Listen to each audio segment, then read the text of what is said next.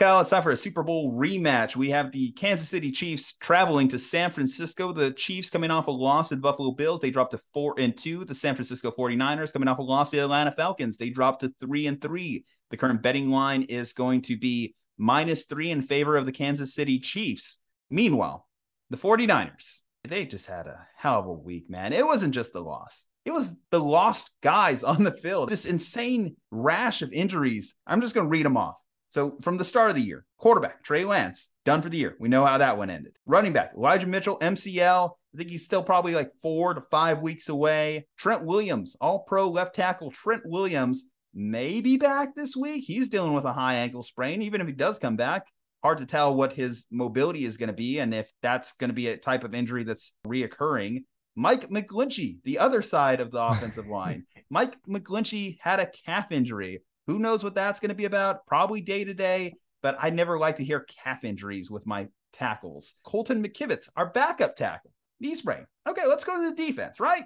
Couldn't get any worse than the offense. Wrong. Nick Bosa, still dealing with a groin injury. They sat him against the Falcons, and I anticipate that he should be ready to go, should be fine to go in this game. That was the idea of sitting him against the Falcons.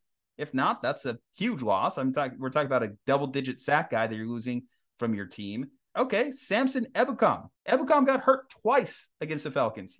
Javon Kinlaw, first-round pick. Javon Kinlaw, another knee injury. Doesn't look like that fifth-year option is going to get picked up. Eric Armstead, multiple week injury, dealing with a foot ankle. You just listed their entire defensive line. You just listed the entire D-line. It keeps going. We have Maurice Hurst, torn bicep out for the season. Aziz Al-Shaair, very productive linebacker for us. MCL sprain. Demetrius Flanagan-Foles, knee injury, left late in the game against the Falcons. Cornerback, Emmanuel Mosley, torn ACL. Cornerback, Charvarius Ward, big offseason acquisition by the team and was playing amazing. One of the best corners, according to PFF in the league. Former Kansas City Chief, would really come in handy this week. He's dealing with the groin. Day-to-day, might still play. We'll see. Jason Verrett, ACL recovery. Playing that game, ACL recovery for Jason Verrett. See if he's back. Jimmy Ward, again, mentioned this last week. Broken hand after coming back from a hamstring injury. This is the state of the San Francisco 49ers, the 49 IRs. Juju, that's what you the just nickname has changed to. You just listed 4 defensive linemen, 3 linebackers, 2 corners, a slot corner, and a safety. That's an entire starting lineup. You just listed 4 defensive linemen, 3 different linebackers, both of their starting corners, Jason Verrett, who's basically you could call a slot corner, and Jimmy Ward. That's an entire starting lineup. That's 11 players all hurt on the 49ers, and they're still somehow the second best team in the NFC. See, I just gotta... Red Warner, this one's for you, man. Stay healthy, drink water, do plenty of stretching. We can't afford Fred Warner. He's been the only one that stayed consistent on this team, healthy. I don't know how. I'm knocking on all the wood. This is... Knock on the 49ers helmet for good luck. It's back here. It's back here. All right. God, I don't know, man. I really don't know how this is even possible. It can't all just be bad luck, can it? Is it what's more impossible? What more impossible? Is it your entire starting I mean, not your entire starting defense, but an entire starting lineup's worth of defensive players getting hurt? Or is it allowing Marcus Mariota to go 9 for 9 for 115 yards and 2 touchdowns to begin a football game? Because I think those two go hand in hand, but both were just equally jarring for the San Francisco 49ers. You talk about Marcus Mariota's start, that opening drive. I think I saw 4 injuries on just the opening drive. Talanoa Hufanga had to leave to go into concussion protocol. You know, the big thing about the loss of the Falcons, and if you're just kind of like watching the box score, maybe some of the highlights, it's kind of hard to understand how that game happened. It was a game of missed opportunities because the plays were there to be had. There was a horrible Ray McLeod drop that was on a dime by Jimmy Garoppolo. That would have been an easy walk-in touchdown. Missed. Just off his hands, just miss. And then maybe like 2 drives later, Charlie Warner, another dime. Perfect. Breadbasket. Touchdown. Nope. Drops it. Backup tight end, sure. But Charlie Warner, he's still a pro. You're expected to catch it. And then you have this holding call on the offensive lineman where Mike McGlinchey's on his back. I don't know how he ends up getting the holding call, but Brandon Ayuk, deep ball taken away. It would have been like a career day for Jimmy Garoppolo from a deep ball passing perspective, but all three of those just wipe them Yeah, off the because the board. Falcons secondary is trash, and the 49ers happen to be down 14 points, which, by the way, Arthur Smith with a 14-point lead is like that meme with Adam Sandler from Uncut Gems. That's basically what Arthur Smith is whenever you give him a 14-point lead, because he's like, wait, I can just run the ball on every play. I can scheme runs on every play. Like, to they the went Falcons' down 14 credit, they know how to run the ball, though. The Falcons are a sneaky good team, or they're at least a team that just knock off anyone in the league just because they can They're run the better ball than the effectively. Panthers. They can They're run the ball better than effectively. Carolina. Well, talent, they were almost better than the Buccaneers on a given week. We're better than the Niners on a week. Week to week can run the ball down your throat. Okay, so the Chiefs. Let's focus the talk to the Chiefs. The Chiefs get to essentially face the Niners JV defense with all the injuries.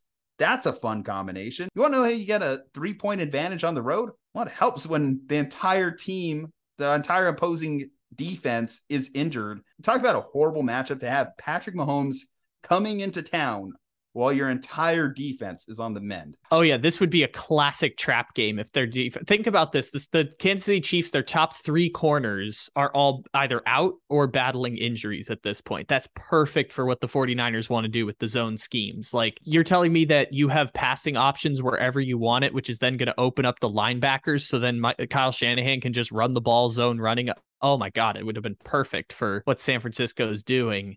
They still technically can, but it's a lot more difficult when you don't have a defense, and Kansas City's going to basically just hold the ball for, I want to say, 45 minutes in this game, because that's what Kansas City wants to do. I'm picking Kansas City to win this game. And if you want 45 minutes of X's and O's, Chiefs versus Bills analysis, I did that on my podcast. It's one of the most proud episodes I've ever done. So check that out. There's a lot of good Chiefs stuff, but Kansas City's in this interesting place where Patrick Mahomes is having his highest completion percentage season ever because he's just taking what defenses give him, and their offense is not explosive. Like on that last drive, the play before Mahomes throws the interception, McCole Hardman should have ran back to the ball instead of up, and it would have changed the whole dynamic of that final drive. And there's just so many interesting aspects with the Kansas City offense. The reason that it's safe to bet Kansas City is, like you said, defense is injured. Also, go look at Andy Reid's record after a loss. It is quite remarkable. Andy Reid does not take losses lying down. So I think that Kansas City is going to find themselves in a winnable situation where they are going to run a lot of 6-minute drives if they can help it. And maybe, just maybe, they'll be able to take one deep with either Skyy Moore, or I guess Bell is kind of the other deep threat guy. Like Gray and Bell are the ones who are catching 50-yard touchdowns for Kansas City this year. So I'm not exactly sure how they're going to scheme that up, but I imagine that they'll try and control time of possession, and that will be their key to victory. I don't see any deep shots happening in this game. To their credit, even with an injured defense, DeMeco Ryans has done a great job of scheming the Niners defense to not allow the big play opportunities. You look at the Falcons game, what they were really doing is they were just dinking and dunking you to death, which I think is a viable strategy for Patrick Mahomes and the Chiefs to do.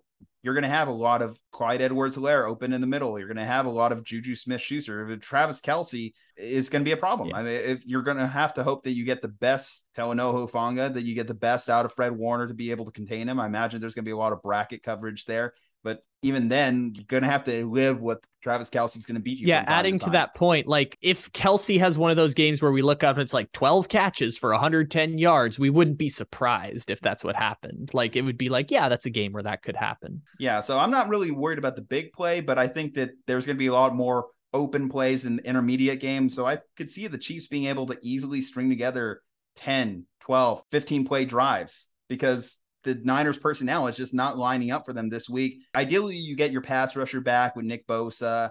Ideally, you have Charvarius Ward able to play, and you could stack him on whoever the top wide receiving target is for the Chiefs. Clearly, it's looking like Juju was the best, although his touchdown came on a broken coverage, so it's kind of hard to read too much into that as well. Unfortunately, I have to do it. I just can't bank on essentially a backup defense. As good as I think our backups are, it's as good as the depth that is on this Niners team from a defensive playmaking perspective. Chris Kasarik and what he's been able to do with the defensive line, I think, has really saved the Niners. I have to go with the Chiefs. I hate that I have to do that. I really can do. But it's just not lining up from them from a scheduling perspective. If you had told me that the injuries happened like the week after against the Rams or something like that, sure. But you really wish you were facing the Panthers this week. Oh, well. All right, guys. Well, let us know below. Do you think it's going to be Niners? Do you think it's going to be Chiefs? Which way are you going in this matchup? We want to hear your thoughts in the comment section. Leave a like on the video. Subscribe to the channel. Follow us on social media. From Juju and Kyle. Stay safe, happy, and healthy. We'll see you on the next one.